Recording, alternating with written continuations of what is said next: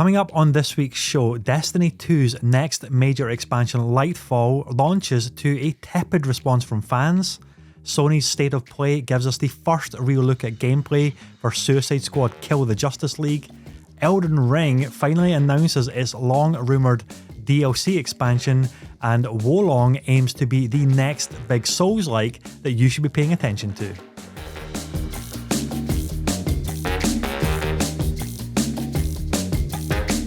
Hello friends and welcome to the Weekend Catch-Up Club podcast, the coffee morning show brought to you each week where friends hang out and chat about some of the latest stories going on in the industry. You can follow the show on all of your favourite platforms or watch the video version over on youtube.com/gamertagged. This is episode 97 and joining me for all the bants today is none other than the voice from beyond. You've heard her in titles like Rollerdrome and Goat Simulator 3. It's the ethereal, the spooky, the immensely talented and BAFTA nominated Sarah Lynham. I'm so glad that my title's getting longer. We're getting into Khaleesi territory. Come on. Yeah, I love that. That's all I ever want, is I want people to spend like minutes having to introduce me because I have so many things, so many accolades. Yeah, I know. Oh, but my goodness, the BAFTA thing is so cool. Like, I mean, I feel like I'm massively hanging on coattails by being like, oh yeah, I'm BAFTA nominated, like double BAFTA nominated, just to be correct. Oh, sorry. I'm changing the show notes to. You're gonna have to re-intro me because you didn't do it right. You have to go back to the start. Let's restart. Okay. No, but it's super cool. It's kind of mind blowing because it's kind of, for me anyway. Like, I know we talk a lot about awards and stuff, and it's kind of controversial, I suppose, because maybe only some people have the luck or privilege of being exposed to these sorts of awards in the first place. But the two games that are up for BAFTAs that I'm in they're both really, really good games. So Rollerdrome being one of them, and Not for Broadcast, which I'm super excited about because the guys who run the company are really good friends of mine. So it's awesome. It feels like a double win, even though it's not a win yet. Hey, as far as I'm concerned, a nomination is just as good as a win. It'd be amazing to be up on that stage and accept the little golden mask thing, of course. So but cool. Being nominated is just as good a recognition as actually lifting the trophy, as far as I'm concerned. But God fucking damn it, we want the trophy as well. We still want the trophy. Yeah. Please don't misconstrue this. We want the trophy. So that is absolutely awesome. For obviously, I'm assuming it's a small team that is not for broadcast.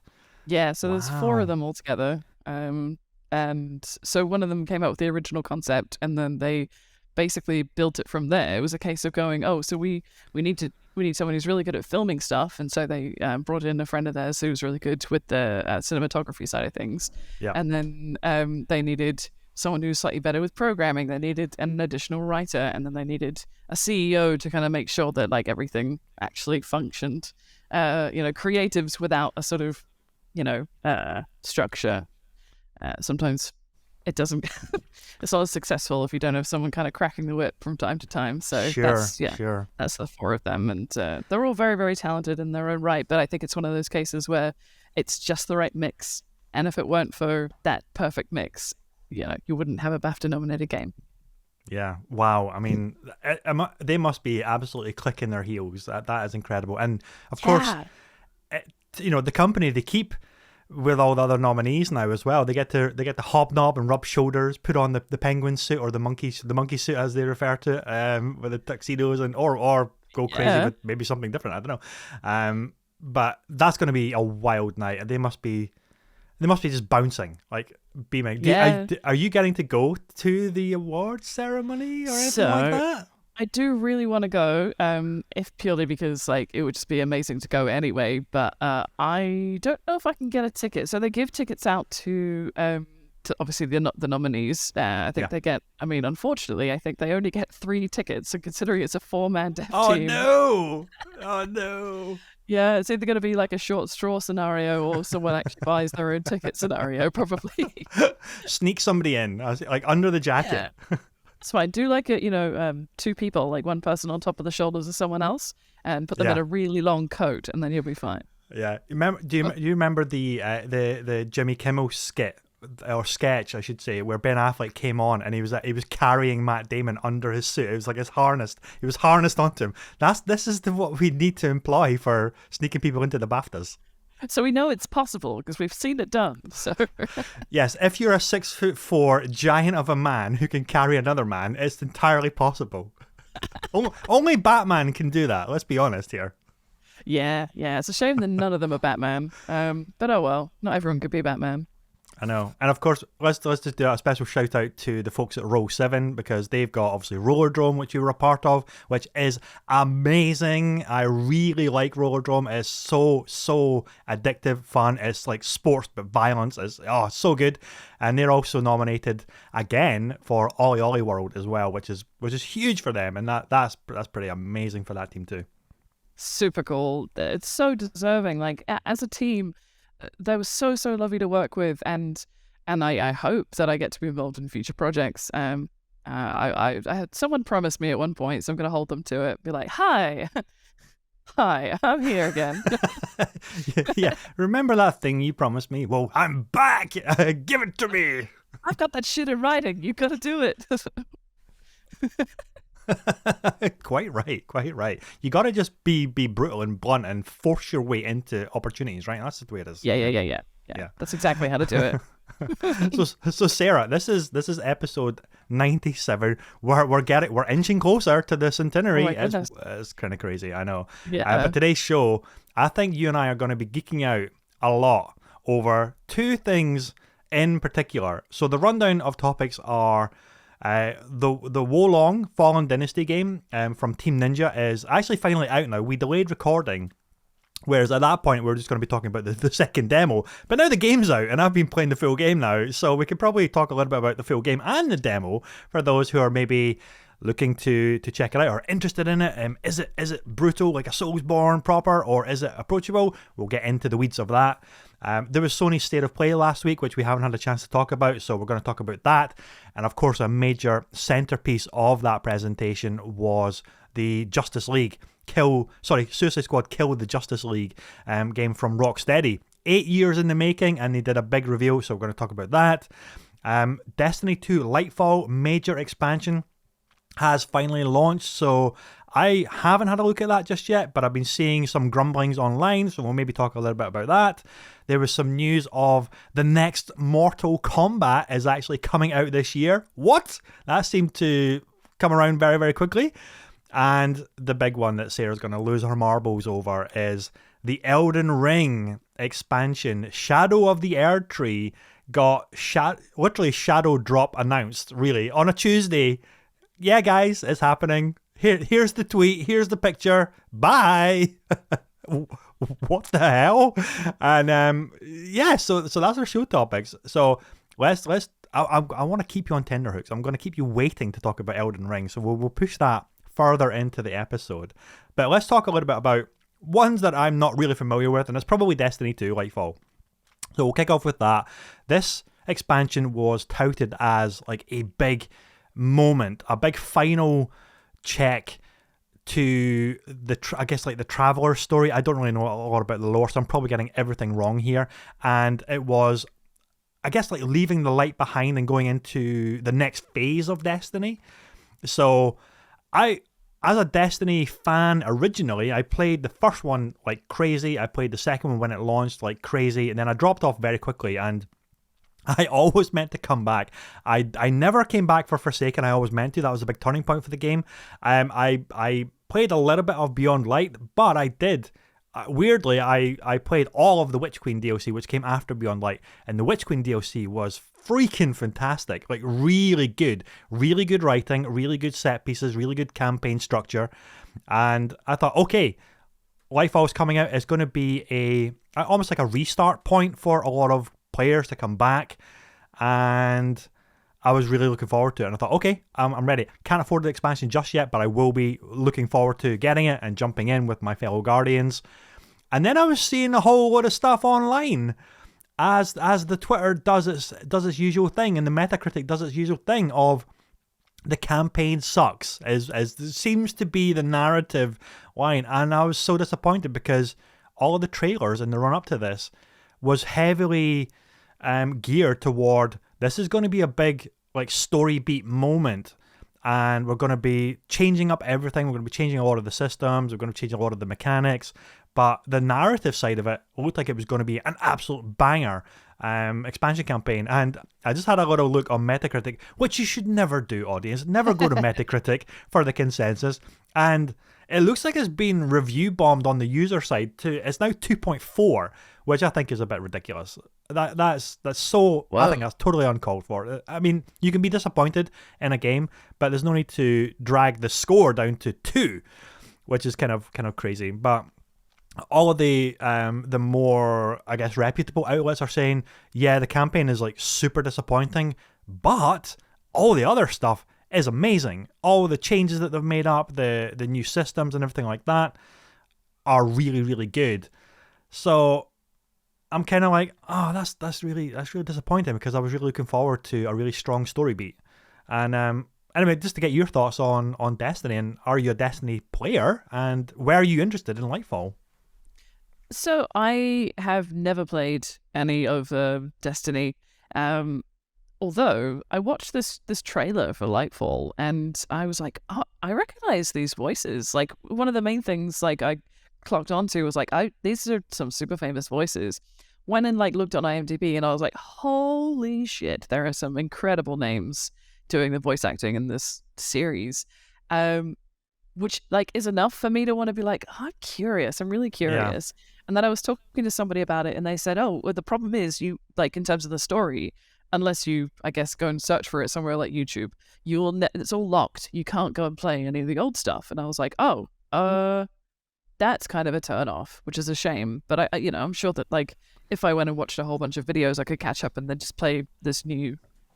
Is it a DLC, an expansion? I'm not sure what it is. It's an expansion, yeah. It's a big expansion. Yeah, they did sunset a lot of the early expansions, and a lot of those early expansions were fantastic. Like Curse of Osiris was really good. The Forsaken DLC was a major turning point for the game. That's when Bungie really became independent and started controlling it themselves, and it's like this was a real new charting of the course for where they want to take Destiny, and that brought so many players back and fixed a lot of the wrongs that they were making. So that was a huge expansion pack, and that's been, I think, sunsetted as well. That's been vaulted off, and Shadowkeep has been vaulted off. Shadowkeep was excellent as well, but I think you can go back as far as Beyond Light and still play that, and still play the Witch Queen DLC. So you've still got those two. Okay. But I've talked about this, and I've ranted about this with Jamie as well. It's like it's an MMO light. It's always been pitched as not quite an MMO light, because I think it's a fear factor for console players. It's like no, it's not, don't run away. It's not an MMO. It's a first person shooter, but there's MMO characteristics to it and mechanics to it. But it's an MMO, and I still hate the fact that anybody takes away content that you've paid for. Because these were paid expansion packs, and now you can't play them. If you wanted to roll an entirely new character and go back and play all of the legacy stuff, you can't do that, because they've removed a lot of the destinations, they've removed a lot of the expansion packs, and that is just really, really shitty practice. Now, they can argue as much as they want that we had to do that because the game was getting bloated and like file sizes and updates were becoming unmanageable. Okay, but you're still ripping away paid content that a player might want to go back and experience again, and they can't do that. So that's the really shitty aspect of it. Having said that, I think from kind of things that I'm gleaning is that Destiny is now been in a really strong place for a while, and obviously the future of Destiny is looking really great. But maybe this expansion pack is falling a little bit flat for some people who were expecting a really fucking killer story arc and great rich characters again and new environments. Because I remember one of the shining traits of Destiny that I always fell in love with was the environment design, and the level design was always freaking god tier. It was amazing, like so beautiful. Like the environments were so diverse. And my mate Scott, who's Titan forever. He's been like big bonk, smashy, charging in, getting himself killed, and Leroy Jenkins all the time.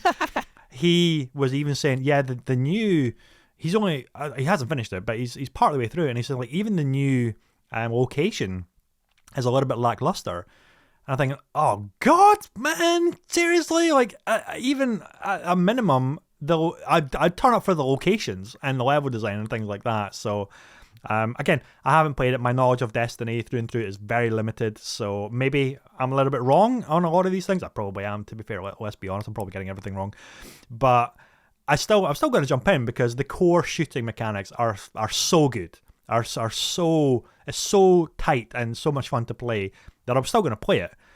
But yeah, I'm a bit disappointed. Oh, Yeah. such a shame. I mean, the other thing I've heard of is that that apparently with the campaign, the way that the story has developed. Again, I literally know nothing, so this is me just having heard stuff.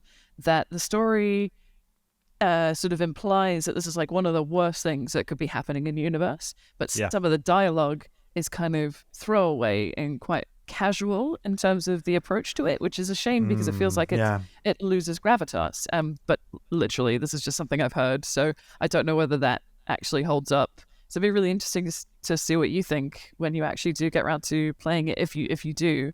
I do always hate when games do that. It's like these really intense situations, and then the characters are not like it's almost like they're disconnected from it because they're being flippant and haven't like being jovial and things like that, and it's just, it stands out as odd for sure. Yeah, I mean, I think sometimes you can kind of get away with people trying to make it seem like it's less of a big deal by making a joke about it, but it feels like that's not the way that they've gone. It feels like it's, like you say, like a disconnect. It's almost as if someone wrote the main story and someone else wrote the dialogue, and they went, let's not talk to each other. Let's just do our own writing and see what happens. I know. So yeah, hopefully it turns out to be really, really good, especially for future updates and things like that. But it's a bit disappointing at the moment. So anyway, that's kind of all we have to say about that, because we're not hardcore into the weeds of lore for Destiny or anything like that. So let's chat a little bit about Mortal Kombat. I love Mortal Kombat. As a kid, oh my god, I love Mortal Kombat. I love the movie, the 90s movie with Christopher Lambert as Raiden, and oh my god, and it's so good. But anyway, Ed Boon apparently has kind of confirmed, but anyway, it was an earnings call for is it WB, I think it is, Warner Brothers, that Mortal Kombat is apparently coming this year. So the cat is well and truly out of the bag. So much for a big surprise trailer dump or announcement or presentation. But this article is coming from Game Informer. Mortal Kombat 12 is launching this year, according to Warner Brothers earnings call. Mortal Kombat 12 is apparently launching this year, and that news was revealed rather unceremoniously in the earnings call with Warner Brothers Discovery. In a clip pulled from Warner Brothers Discovery's fourth quarter 2022 earnings call yesterday, well, this was back on the 24th of February, the president and CEO David Zaslav states that, quote, "There's lots more to come, including the highly anticipated Mortal Kombat 12 and Suicide Squad Kill the Justice League. Games also set for release this year with ambitious launch projects," end quote. You can watch the clip in the embedded tweet below. So he just basically outed Ed Boon's and his entire team's surprise announcement, probably. So, but Ed Boon took to Twitter and said very cheekily and tongue-in-cheekly, said, "So have you heard the news about Injustice 3? Question mark, right? To try and misdirect, which is kind of funny. But I'm guessing it's basically confirmed, unofficially confirmed, or officially confirmed. I don't really know. But if this does transpire that it is coming out this year and it's not going to get delayed or pushed like that, all of a sudden we've got Mortal Kombat 12, we've got Street Fighter 6, and we've got Tekken 8 all coming out in the same year. It's a good time to be a fighting game fan. What? Yeah. Oh my goodness, this is so cool. This is like this is like my childhood all over again. This is super exciting. Like, these are games that, you played couch co-op with your family, with your friends, like, and I mean, literally we had Street Fighter in the State of Play as well. and Tekken. I can't remember when that dropped. I feel like that was like late last year. But like the trailers for these things are looking so cool. So I'm so super psyched for this Mortal Kombat 12 trailer when it eventually comes out. It's so weird that the guy just like casually mentioned it on a phone call, which obviously was going to be heard by everybody. But yeah, I wonder how. I mean, it must have been planned. There's no way it was like accidental in terms of mentioning it, right? Well, I mean, it's an earnings call, so he's just kind of talking generally about, like, to shareholders to say, yeah, like, our next quarter or next 2 quarters are looking super fucking rosy, guys. Start like ordering your yachts and your and your mansions and things like that, because we've got Suicide Squad and Mortal Kombat coming. It's going to be, we're going to be eating fat this Christmas. It's that kind of thing. So, and it's like, and everybody listening says, wait, did he just announce Mortal Kombat 12? And then took to the Twitter to say, oh shit, we've got the poor PR team are like, oh my fucking hell, he's just, we had a whole plan to roll this out and announce it, and he's just done that to us. Yeah, it's like a real panicked 24 hours for them, probably. Like, how do we spin this to make it sound like it was totally planned and this is what we meant to do? Quick, release some images. I don't know, do anything. This is the new viral marketing. Get the CEO of a major publisher to just announce it on a sales call, and that's what we do now. Yeah, no more fun trailers. No, none of that now. I know, God. No, come on, give us a trailer. That's what I want next. Like, within the next few days, it would be super cool if that just went, here you go. So we mentioned it, and here's actually what you want to see. Here's the trailer. So yeah, I mean, I will say that I think this is going to be hotly anticipated, because ever since I drifted off of Mortal Kombat quite a while ago, but I came back for MK11, and that was due to the strength of Injustice 1 and 2, because of what NetherRealm did with the story and the characters and the writing for a fighting game. It's like, the story was so good, this you don't even have to caveat it as a fight, like for a fighting game. It was just so freaking good. And then just how good the performance capture was and the graphics were for Injustice 2, and then they elevated that again for MK11. And that's got its own weird batshit time travel-y plot to... And this is what I always love about the NetherRealm games for Injustice and MK11. Because when other games do its multiplayer and you can play the same character, they don't explain it in a narrative context. And I've talked about this before as well, but Injustice and MK11 explain it. They set up to say, this is why there are 3 or 4 players all playing as Raiden or as Scorpion or as Sub-Zero, because we have established this narrative thread that will justify their presence in the game. And I love it when they do that. And like for Injustice, it was the mother boxes and the multiverse. And so it makes sense that your Batgirl is, you know, designed and customized to be your Batgirl, whereas if I went Batgirl, it would be my look and skill sets and armor and things like that for how I want her to be customized. And when they're fighting off against each other, it's like, oh fuck, this is a showdown across the multiverses. Narratively, this is so cool. But when other games do it, like Marvel's Avengers or other live service games where, okay, I want to play Hulk, but I also want to play Hulk. Yeah, but there's no narrative reason why there'd be 2 Hulks in the same universe at the same time. And I think that's where a lot of other games kind of fall down for me, because this doesn't make sense. Whereas Ed Boon and the team to say, we got you, fam, don't worry, it's fine. We've explained this as to why you've got Hellboy and the Turtles and a whole bunch of other stuff, and then but you can also, like, the 2 sets of Turtles can go against each other, 2 Jokers can go against each other, 2 Harley Quinns can go against each other, because it makes sense, because they've come in from another universe, like another Earth and things like that. And I love that. And I wonder what they're going to do with MK12 narratively, because MK11 was kind of batshit crazy and it was really cool.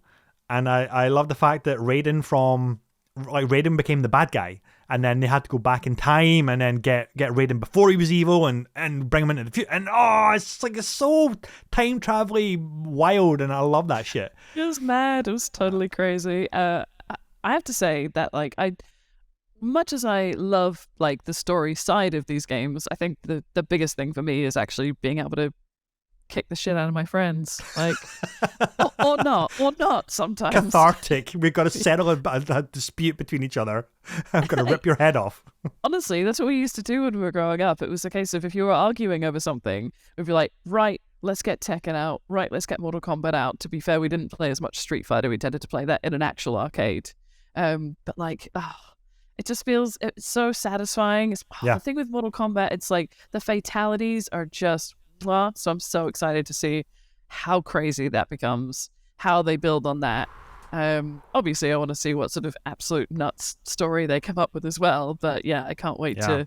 The sound design and everything as well is so satisfying. Like the crunching, about like the sounds that you make when you impact things. That's gonna be good. Sarah. It'll be next gen only PS5 haptics as you rip the spine out of somebody. Right? Yeah, that's what I'm here for. That's what I've always wanted. I want to be able to feel it.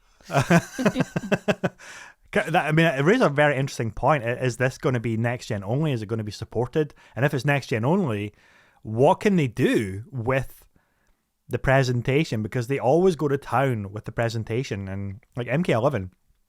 Visually amazing, absolutely amazing, and it's like how much more photorealistic do we actually want this series to get before it becomes deeply disturbing and uncomfortable, or do we just go for it? You know, it's like, yeah, I want all of the blood and tissue and sinew, and I want to feel the drops of blood everywhere. I want to feel like Carrie at the end of the movie, just dripping in blood, and even though it's corn syrup, but you know what I mean. Yeah, I want that. Do I? I was on instinct going to say, yeah, I want photorealism. I want it to be really realistic. But I'm like, actually, do I? Do I want... Surely I'm playing a game to get away from the real world to an extent. Like, and I don't want to have any sort of like, oh, yeah, I love the feel of this. I want to feel this in real life. No, I don't. No. This is a distinct line, but I want to play this in a game. I know. Oh God. Okay, we're super hyped for MK12, and I can't wait for the scrambling of the poor social media teams to put together a revised plan to give us an announcement trailer and a gameplay deep dive and all that shenanigans, and hopefully a release date as well. So that'd be nice. Just sort it out in the realm. Come on. I mean, it's not like you're caught off guard or anything. Like, come on, give it to me. Anyway, so Sony State of Play. Next topic. First of all, before we get into it, was heavily skewed to PSVR 2, which is totally fine. As the hardware just launched, everybody's saying, okay, great, but where are the apps for it? Like, what can we play on it? A lot of really cool stuff. I forgot to make a list, and it was a week ago, and I haven't caught up on it. So I'm kind of like, what did they show off at PSVR 2? I think there was a lot of actually really interesting stuff that was shown off, but obviously it was all about people were tuning in for the Suicide Squad. Like, make no mistake, that's why anybody was tuning in for it. But before we get into that, what were your thoughts on the State of Play overall as a whole before we get into Suicide Squad? Yeah, I thought it was interesting, and it makes sense, like you say, about the VR being quite a heavy focus. There was one particularly weird game that I was like, huh? Called Goodbye Volcano High, which yes, looks like right? So mad. It's like emo kids, but it's the end of the world because they're dinosaurs. Like, what? But also it's a dating sim. But there was so much going on, and the animation looked absolutely beautiful. But I was like, I don't know how I feel about this. Do I want to play this game? I don't know. Maybe if it's part of the PS equivalent of Game Pass, then I would definitely, I would play it just to be like, well, I've played that and I know what that's about. Yeah. It looks super random. Also, Resi 4. Very exciting, obviously. Yeah. And again, seeing more of Chia. Like, I'm so excited for this Chia game. And I didn't know it was a PS exclusive when I saw it in the IGN Fan Fest. But that's going to be very, very cool too. Was the Destiny 2 trailer in there as well? Was that? I think it was actually, yeah. They do want to kind of keep that aligned with PlayStation, obviously because PlayStation own Bungie now, so they obviously want to say, yeah, come to over to the dark side, over to the PlayStation side, where you're going to get the best Destiny experience. But no, there was a lot of kind of really interesting projects for sure, and I mean, honestly, I would just happily buy PSVR 2 just to play No Man's Sky in VR. I really would. That would be amazing. Because that would be so good. And of course, the Gran Turismo 7 has now got a VR mode as well, which is apparently really good. Super immersive from what I've been reading. Digital Foundry did a bit on it, and they were really impressed by the technology.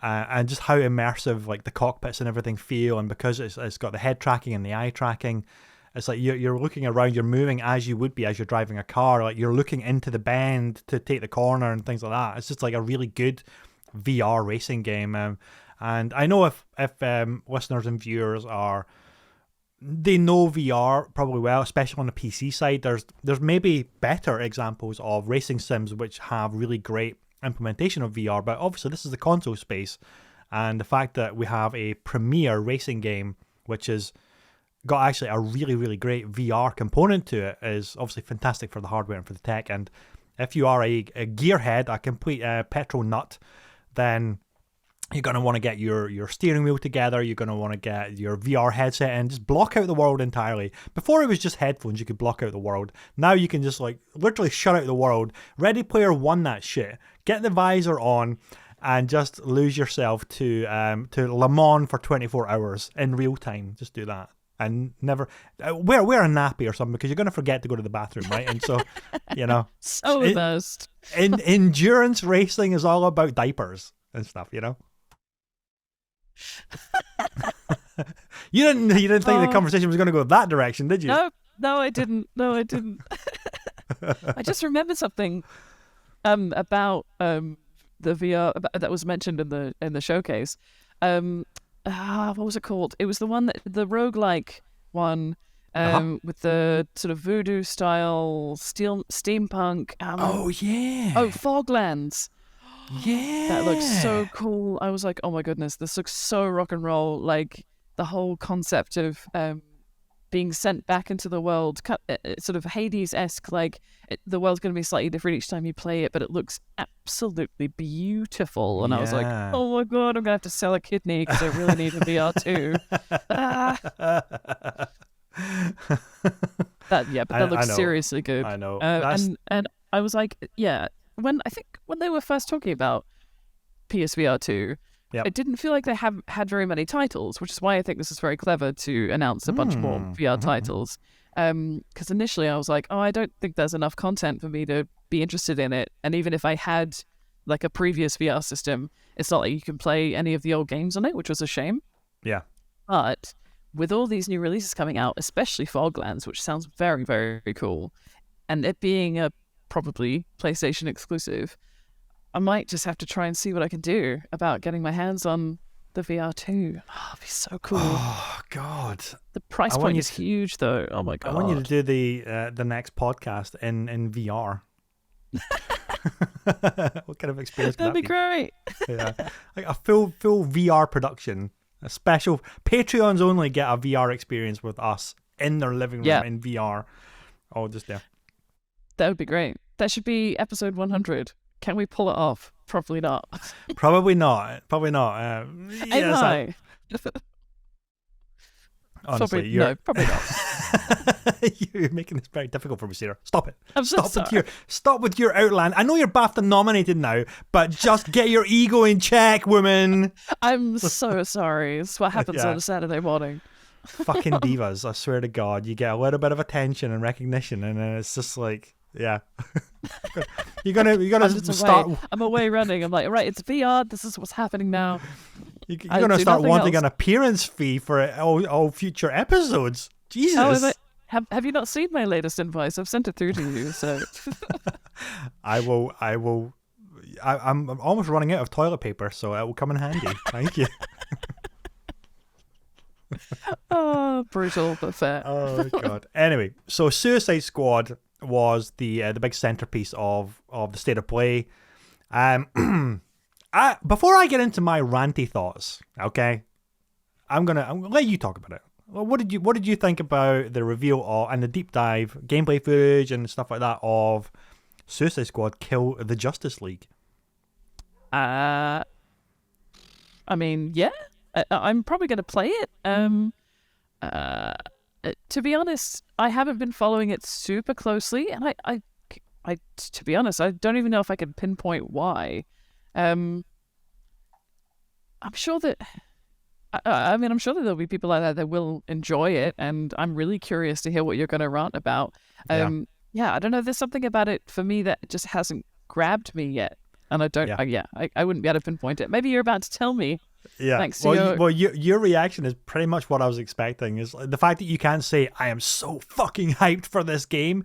It's like, yeah, and that is a major problem. And I was watching this.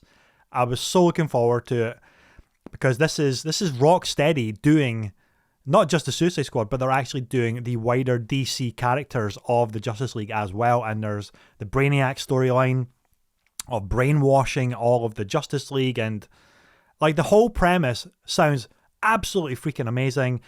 We saw a trailer a few months ago where it was dropped that this would be Kevin Conroy's last performance of Batman, and that trailer. Like, all of the story beats of that trailer looked fantastic. Flash was getting beaten up. He was held captive by Captain Boomerang. And it just looked gritty as shit, and it looked really good. And I thought, okay, this is going to be amazing. Then we get to the state of play.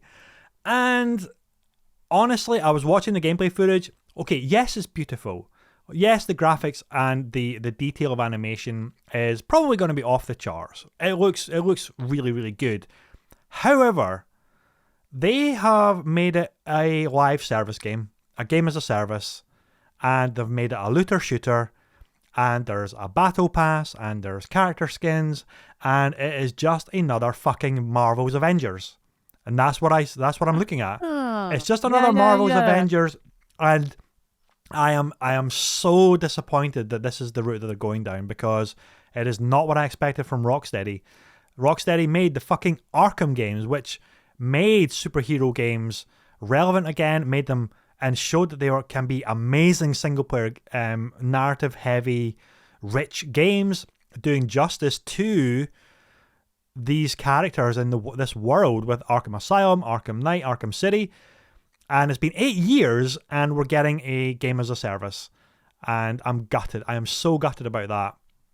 And the gameplay just looks, honestly, super generic. Like, they're all bouncing around practically all. Why is King Shark practically flying in the air? And, like, Deadshot's, like, got a jetpack. Harley Quinn's bouncing up and down all over the place as if she can practically fly around as well. And I just think, what the fuck is this? And I don't know, it's just not what I was expecting, not what I was hoping for. Yeah, so while watching the trailer, now it's sort of coming back to me as we're talking about it, there were like, as we were watching different characters, and there was like, oh, this person has this, and this person has that. It was like, that all looks like the same. So it doesn't necessarily feel like if you select a character, you don't necessarily get access to something exclusive to that character. I guess it's great for making all characters easy to play and traversal and all that really easy, but it doesn't feel special. Like, what's the point in having different characters who should have different abilities when inherently they're exactly the same? Totally, exactly. And I saw later as well, there's a screenshot of one of the character screens. I think it maybe was actually part of the video, but somebody screenshotted it and tweeted it as well, and it gave me. I just kind of crashed into sadness when I saw it, because it was just the usual, like the metagame of numbers to spec out your character, like 0.1% increase to poison damage and lightning protection, like 1%. It's like, why? Just why was this the approach when we know the bodies of failed games of a service are plentiful? Gotham Knights did not do well, even though I'm kind of still enjoying it, but I see why it has failed, sorry. Marvel's Avengers has been shut down now because it was such a failure. And this is DC basically putting this one out, and I hope it's not going out to die, and maybe I'm being a little bit hyperbolic here and I'm a little bit exaggerated, but I just feel like this has now got so many people against it, whereas they were so looking forward to a single player, narrative heavy, amazing Justice League Suicide Squad game, and all the cinematics that we're seeing look fantastic. Like that part of the trailer where Wonder Woman lassos Flash and tries to get him to talk, and he's saying, "You have to kill us." It's like, god damn, like the narrative beats are going to be amazing in this game, but it's all packaged up in the worst style of game that the industry has seen, and their games of service are so rarely good. And I swear to God, Sarah, if I am playing as King Shark and I pick up a piece of gear that increases my fucking ribcage by an extra 10% strength or some shit like that, just like what happens with the Hulk in Marvel's Avengers, I'm gonna lose it. I'll be so annoyed. You're gonna Hulk out. I'm gonna Hulk out and bite King Shark's head off. I swear to God. I mean, it's just so frustrating and disappointing that, like, this is not what we wanted, and you're really 8 years and this is what we're getting. But I don't want to sound like an asshole and sound like super negative, but I'm just disappointed, and I'm concerned for the game if this is the direction it's going in, with battle passes and looter shooter mechanics through and through it, whereas we just wanted a rip-roaring amazing story of these group of characters. I mean, we've seen how amazing the reception was for Marvel's Guardians of the Galaxy. Had none of that shit in it. None of that shit in it, okay? You were Star-Lord. You issued commands to your other characters of Gamora, Groot, and Rocket. Why couldn't that have been a direction, whereas you choose, or you hot swap between the four? That's not unheard of either. And you're playing as the Suicide Squad in any particular engagement of the game or the set piece or things like that, and it's just single player. Just keep it single player, make it amazing, and it would sell gangbusters because everybody would be so hyped for it, because this is fucking Rocksteady. And we saw what Eidos Montreal, I think it was, did, and how good the reception was for Guardians of the Galaxy, and it became one of the best games of the year. It was recognized as one of the best games of the year because it held true to great storytelling, great performance, great writing, great set pieces, and fun gameplay. And it didn't have to be any more complicated than that. They could, I mean, there is character skins that you unlock, but there's no battle pass bullshit. There's no incremental percentage damage increase or protection increase for picking up a different weapon. No, Star-Lord has his blasters. Gamora has her sword. It's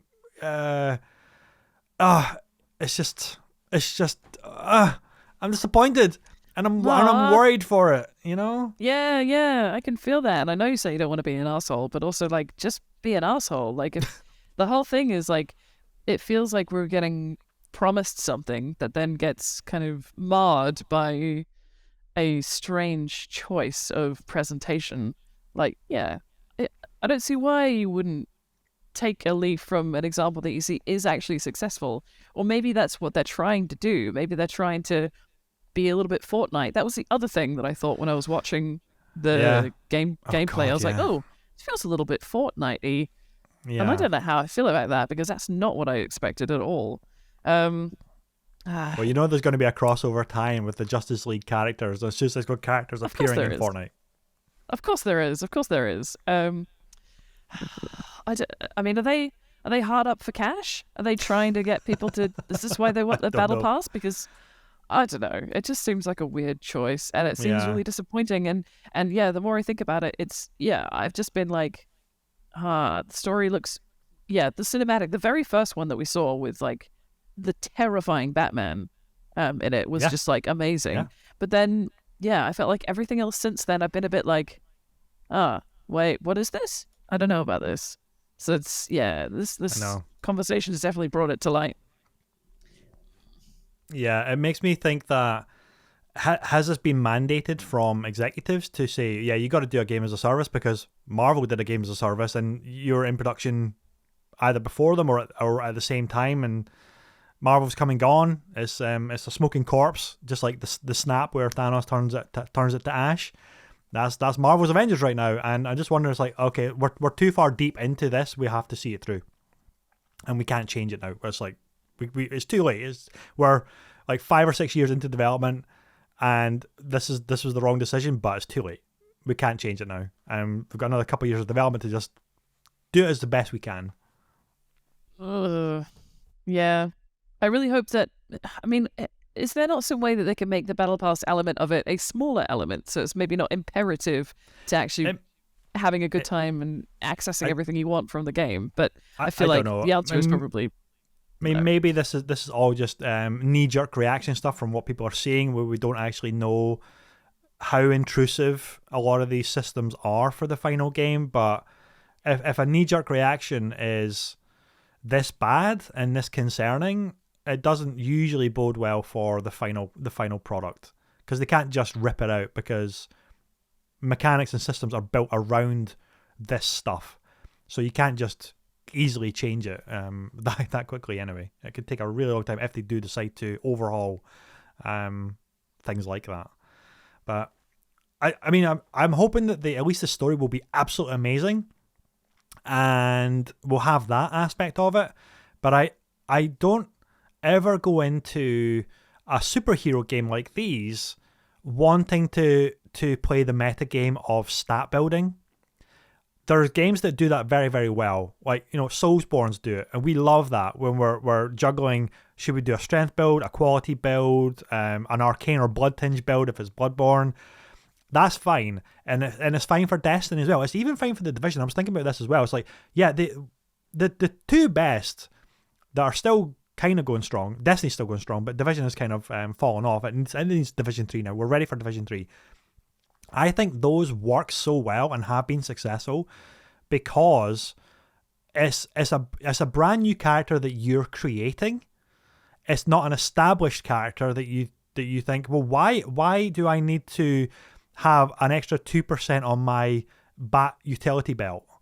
Why do I need, if I'm Red Hood in Gotham Knights, why do I need a slightly better red mask, red hood, or slightly better revolvers, and this percentage numbers game increase? Because these are established superhero characters, whereas when you're building your own Guardian or your own agent to take back New York or to save the galaxy, it kind of is expected that, okay, I get to really tailor everything, every aspect of the character, the look of the character, how powerful they are. It works in that context. It just doesn't work when it's superheroes, established superheroes. Why the fuck does Thor need a rib cage or a spine upgrade? I keep coming back to this, and I'm gonna move on at some point. I swear to God, I'm gonna let it go. Let it go. It's okay. For now, at least. I know, for now. Anyway, I need to move on from this topic because I'm just gonna get really, really angry if I keep on talking about it. So I'm going to kick it over to you, Sarah, to tell us about the Elden Ring announcement. Oh, my God. What happened? I'm okay. I'm excited. I think the strangest thing about it is that the 1 year anniversary was like literally a few days before the little drop that they did. But like, came and went, didn't it was so bizarre. It did just kind of come out of nowhere. It just kind of fell, and then it was glorious. And I was speechless. I sent a picture to you guys, and I was like, oh my god, look at this. We need to talk about this. And then I was like, wait, but what are we going to talk about? Because it's literally an image of a character on Torrent, the horse, and a tree, and it says that there's a DLC coming soon. And that's it. And I'm like, okay. But the craziest thing is that there are people online that have, done like 15, 20-minute breakdowns of this image that have said, oh, this is in here, so this probably means this. And this character who was mentioned in this one item that I picked up at one point during the game had this in the description, so it's probably this person, it's probably going to be this. You gotta love the fucking deep dives, right? It's amazing. Oh, so good. I mean, at this point, like, the writers almost don't need to do anything, right? Because people out there are doing it for them. But I am super hyped. Like, Elden Ring is such an incredible game, and I love how many people got brought into the Soulsborne like world as a result of Elden Ring.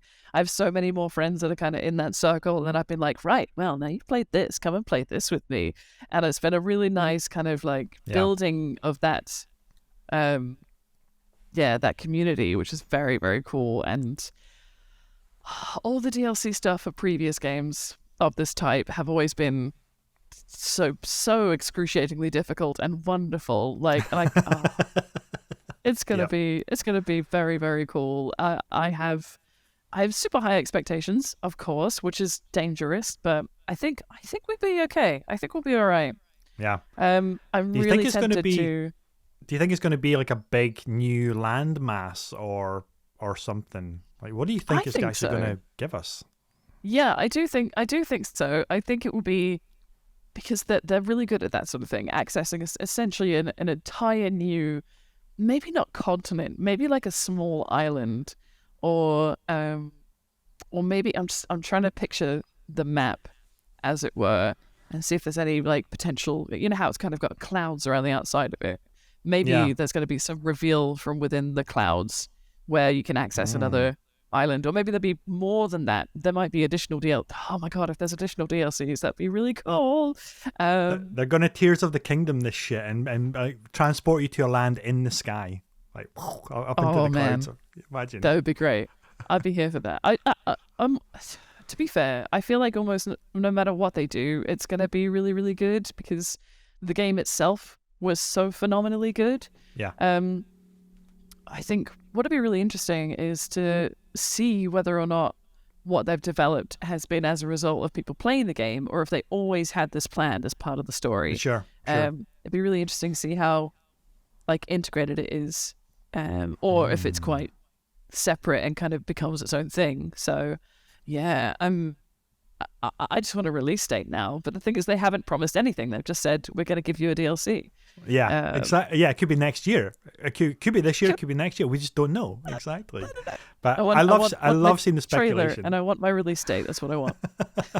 I love seeing like all the speculation. I was like, who's the person on the horse? Why is there two trees intertwined? It looks like one is like a rotting tree, and why is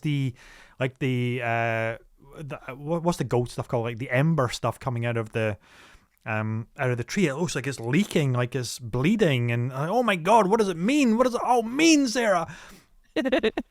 It's so cool. That's what I love about FromSoft games, and I'm hugely excited for this as well, because Elden Ring was so spectacular, and as you said, it brought in so many players. And I think what they tweeted, like they had sold 25 million copies or something just recently. And that goes to show us why it was Game of the Year. It wasn't necessarily because of just how good the gameplay was, which is amazing, or how good the environment design was, which was amazing, and all of the other mechanics. It was about the impact it made on non-Souls players who really got into it and overcame it and loved it, and then they became Souls fans. And I've seen so many people on Twitter going back to say they're going to try out Dark Souls 3 or they're going to try out Sekiro. I haven't seen many people try out Bloodborne, so they got to friggin' fix that, because that is god tier as well. Yes. But I'm really excited for this as well, and the history of FromSoft's DLCs in previous games, like the old Hunters DLC in Bloodborne is fantastic, which I still haven't played because you bailed on me after we did the boss for your game and you didn't come back and do it for my game. So fuck you, Sarah. I'm gonna have to do it myself. That's totally fair. I will take that aggression. That's entirely justified. but like the Dark Souls 3 had the Ashes of Ariandel and the Ringed City DLCs, and that as one big DLC narrative package is incredible. And the new environments and everything like that are super detailed. They look like they were it wasn't like they'd just taken assets from the existing game and padded it out and made like a new quote unquote area. It was entirely new. Everything was brand new in those new locations, and the way they integrated them into the game as well was fantastic, because if you go back, if you've got the DLC installed for Ashes of Ariandel but you're starting a new character, you just see Gale praying at the cleansing chapel, and you've no idea what it is. It's not like a menu screen where you say launch the DLC and then take me to and just launch it from there. No, there's all this weird obscure narrative stuff as to, and then you're whisked off to this fucking snowy plain. You're like, oh shit, I should not be here. I've made a huge mistake. Please give me a bonfire so I can warp back immediately. Exactly. So I wonder what they're going to do, because that's what kind of excites me as well about this. How do you access the expansion? How are they going to, like, is it going to be something just obscure? Because it made me think of, you know, when you play, and if you're fortunate enough as a gamer to defeat Radahn in the main game, when you go back to Limgrave, there's this huge fucking meteor strike crater, which wasn't there before. And the fact that they can do that to change the landscape after a world event is cool. So could they be doing stuff like that to introduce DLC or future expansions as well? They actually fuck up the world in some way to say, this has just happened. You better go and investigate it, Tarnished. Because we need you to get your ass kicked multiple times. And I'm like, okay. Sign me up. I'll do it. Yeah. Yeah. Oh, I do love the way, how they fully integrate the DLC, don't they? It's not like a separate part of the game. It feels fully part of the story. So even though it feels like you've maybe done everything or done a lot within the world, you will then discover, oh, but I wasn't there at that particular time. I didn't stand in that particular place with that item, or I hadn't spoken to that person at that particular time.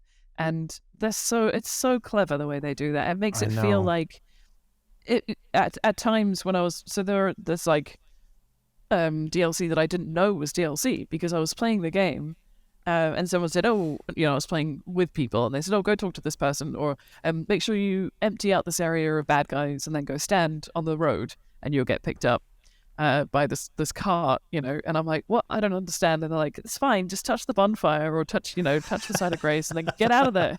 Yeah. But you've unlocked that DLC, you can come back to it later, but that's done. I'm like, okay. But yeah, it's incredible what they're able to achieve, and I'm just super psyched. I just quickly brought up the tweet that went out, and like there's just so many people just losing their minds. It's just like tweets that are just like, and oh my god, I'm so excited, I'm geeking. It's great. And I'm like, oh, and there's one from me that has exactly that. That's me. Yeah. You the BAFTA nominated retweet quoting person. Me. Yeah, that's you, definitely. So excited. But please, FromSoft, give us the trailer, give us more deets. We need the details. Yeah, all it says is that it's currently in development, which is like super vague because it could come out this year, it could be next year. You know what? What would have been hilarious is if they tweet that and then they just shadow drop it. It's like, this is currently in development, and then the next time you boot up the game, it's just there. Right? They don't tell anybody. That would be hilarious. That would be absolutely insane. I'd be like, wait, why are we on this call, Ross? We shouldn't be doing this. We should be playing Elden Ring. I know. Oh, God. I can't wait to dive into that. It makes me want to roll a new character just to get ready again for the DLC. Me too. I know. Okay. Let's talk Wolong Fallen Dynasty, because we're on a roll here. It's going to be a long episode, folks. We're already at the hour, but I'm having too much fun chatting to Sarah about this kind of stuff. The next Soulslike to hit the market is Wolong Fallen Dynasty. It's by Team Ninja and Koei Tecmo, and it's had a couple of demos. The first demo came out last year, and we talked a little bit about it. Sarah really liked it. I was unsure about it. I wasn't vibing with the mechanics at the time. It was just new. It was different. It was so different to like Souls games, and I was so deep into my Souls games at the time. I was like, oh, this looks really complicated. I don't know if I like the deflecting system. Healing is really super slow. Magic doesn't feel great. Yada yada. Anyway, flash forward a few months to the second demo, which launched just a couple weeks ago. Whoa! Did I love it? I loved it. I played it like back to back 3 times because I loved all of the improvements. Everything was much faster. Healing felt damn near instant. It felt like popping a blood vial in Bloodborne, where it's just so fast. Magic is really fun to use, but I was really clicking with the parry deflection system in a major way, and I felt like such a badass when it pulled off. And I thought, okay, I am now hugely excited for Wolong Fallen Dynasty. And now here we are with the game launch. I've been playing the main game now. My character progression carried across, so I didn't have to do the tutorial stuff again or the early bosses. I could just get straight back into it and making progress. But before we get into any of that, I need to talk to Sarah about your experience with the new demo, and have you managed to try out the main game yet? So, as you say, I was really enjoying the first demo that they dropped. I was like, this is very, very cool, very different to the stuff that I played before, because I haven't really played any Sekiro or Neo at that point.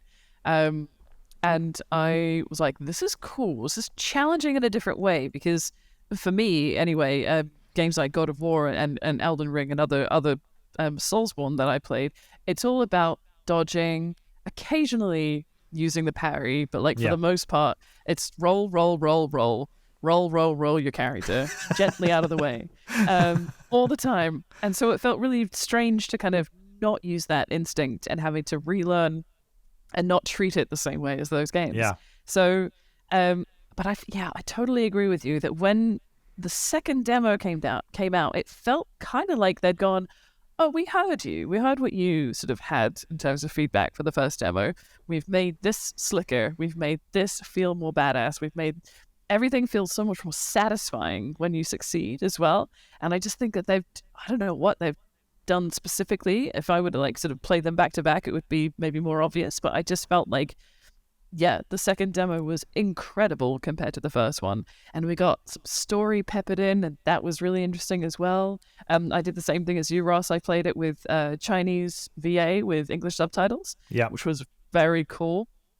It felt very sort of like much more in the world. I'm a bit like that with anime and manga stuff anyway, so I'd much rather have it in the native language or closest really to the native language. Yeah. I just thought it was, really, really beautifully done. And I'm very, very excited to play the actual game. I haven't actually got it yet. And I didn't have that much time to play the demo, unfortunately. But the bits that I did play, so the first encounter, the first like big, there's like a boss, and then you have a little bit of the world afterwards. That's as far as I got. It's just, it's really, really, once you get over the fact that actually parrying is really important, and once you've kind of clicked with it, like you say, you just feel like a total badass. And that's all I ever want from a game, is to just feel like I'm like, yep, I'm the best. Look at me whizzing through this world. Ha, you can't hit me. You can't hit me. It's pinging them off like flies. You're right. Well, I mean, you have a PC, Sarah, and you have Game Pass, so you can get a game. Like, sort it out. It's there. It's on PC Game Pass and Xbox Game Pass. I know, but I was playing it on PlayStation, so I know. Yeah, I like playing on console, but actually it doesn't make a difference because I can just plug in a controller if I do it on PC. But yeah, I should do that. I should just do that. Why am I saying I should just do that? Why am I not just doing it? I don't know. But like in terms of the gameplay mechanics, I think we're both kind of in love with this game because it's so much fun. It feels really, really tight. And just makes you feel amazing when you start pinging off like a chain of deflections, and then you get the red dot uber move that they're about to throw down on you, and then you parry that as well, and you get like a critical attack. Immensely satisfying, ultra flashy, really high production. But I want to talk a little bit about the things that are not so good, because we are gushing a lot about the graphics are really nice. It's a great, like, very, very sharp resolution. The graphics are wonderful and fluid on Xbox. I'm not having any real technical problems at all. I'm guessing there's probably day one patches and things like that.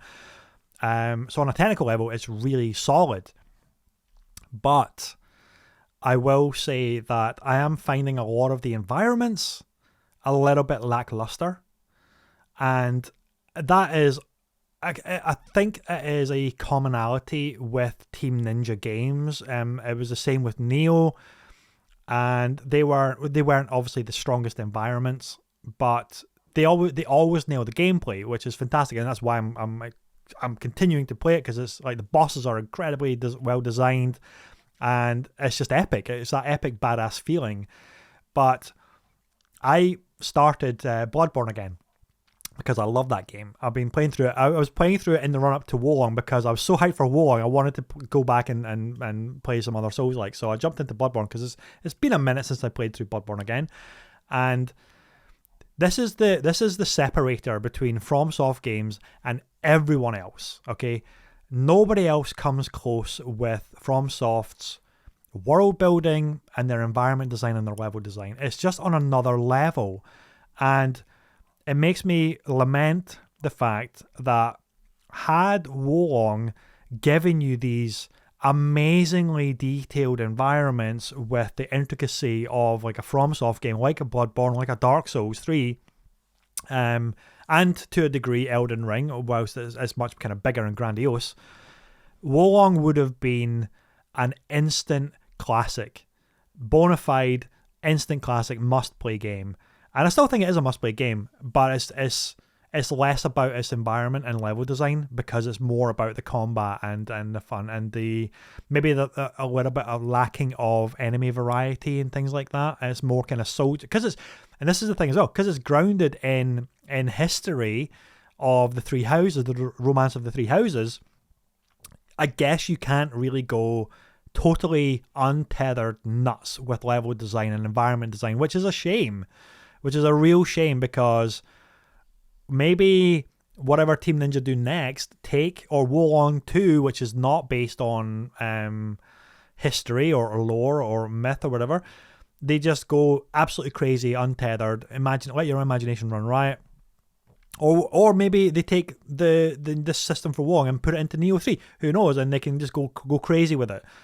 That is the only kind of downside. A lot of the environments do look very sparse and very dated, which is a shame, because it's so much fun to play and it's so addictive to play. You want to just jump back in, but that's it. Like, everything else about the game is amazing. I mean, we haven't even talked about the morale system, or the flag system, the battle flag system, your fortifications and stuff like that. And I was playing it last night on stream, and I was thinking, is this too easy? Is this game too easy? Because I was going around getting all of the flags, and I had been playing the demo so much, I wasn't dying that much to the heavy enemies, and I died a few times to the next boss after the demo ends.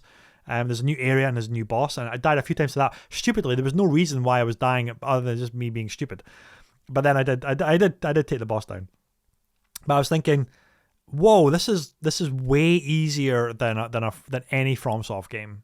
And it's because of that system. Now, there is the argument to say, well, it's too easy. It doesn't belong in the pantheon of the FromSoft games. But my counterpoint to that is, you don't have to activate the flags.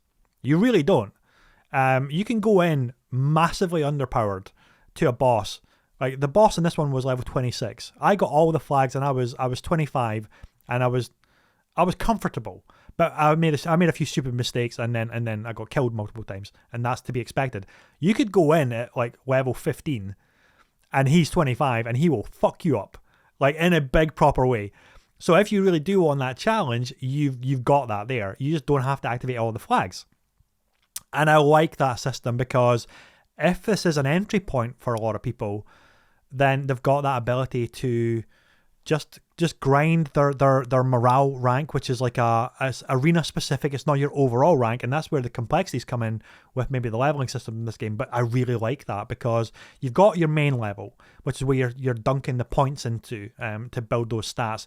But you've got your battlefield morale, which is area specific, which can go up to 25 or drop down depending on your counters. If you pull off this amazing attack, or if you suck and you get critical blowed, then you'll drop a rank.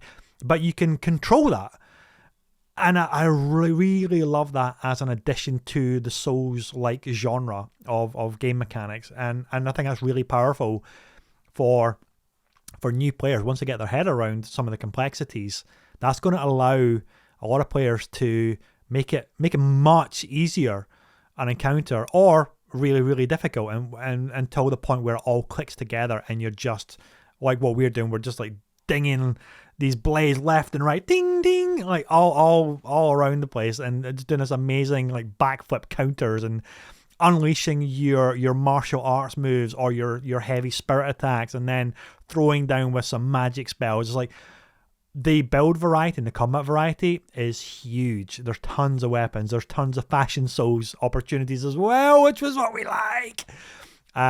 Really digging it so far, and I cannot wait to play more. Yeah, that's my initial thoughts of it. I'm really, really looking forward to playing more.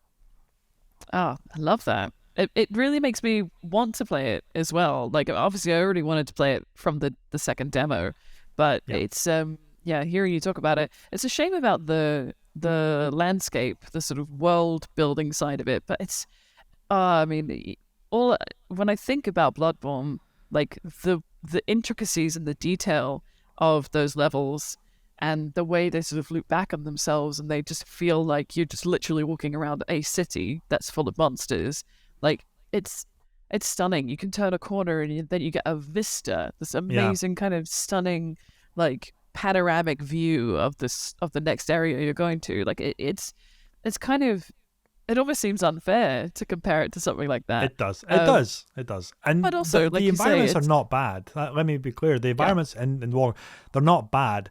They're just not at that show-stopping level that a lot of gamers, myself included, maybe wished it would have been, because it's Chinese mythology now, and we haven't really seen that explored in big AAA games. And there's more coming, which I'm really excited for. That were announced, I think last year, like Black Myth Wukong, which follows the Monkey King legends. That looks amazing. And there's that Where the Winds Meet, looks like Assassin's Creed but China mythology, and that looks absolutely incredible as well.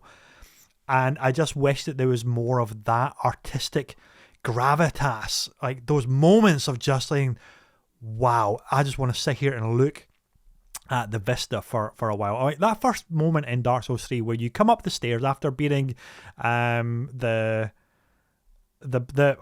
boss with the bangles. What's the name again? I can't remember the name. Anyway, I know who you mean. I can't remember the name. But I know who you mean. But you come up the stairs and you see the Irithyll of the Boreal Valley for the very first time. It's like, that is a moment.